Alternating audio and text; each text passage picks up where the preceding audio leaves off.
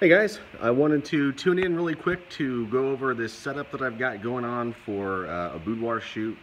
The subject is still on her way, so I thought I would take this time to kind of go over one of the setups that I like to use. So if you've looked at my work on Instagram at DG Young Photos, that's my boudoir account.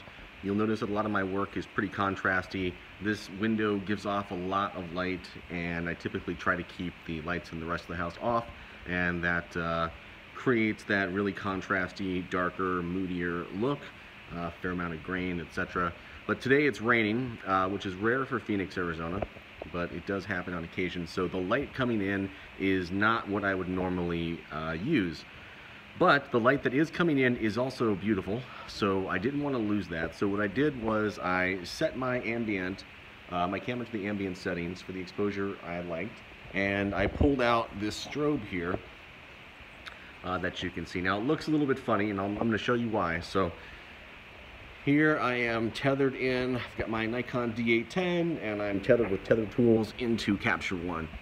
And if I come back to the first setting, so this is where I originally liked the ambient light with no flash, but as you can see, the gray card here, which is standing in for the subject, is a bit darker than I wanted. So I started trying to add that strobe, but you can see immediately this is, even at the lowest setting, it's way too bright, way too flat. It's terrible, terrible light. So I tried a few different things to see how much of a difference it would make, and it basically made no difference.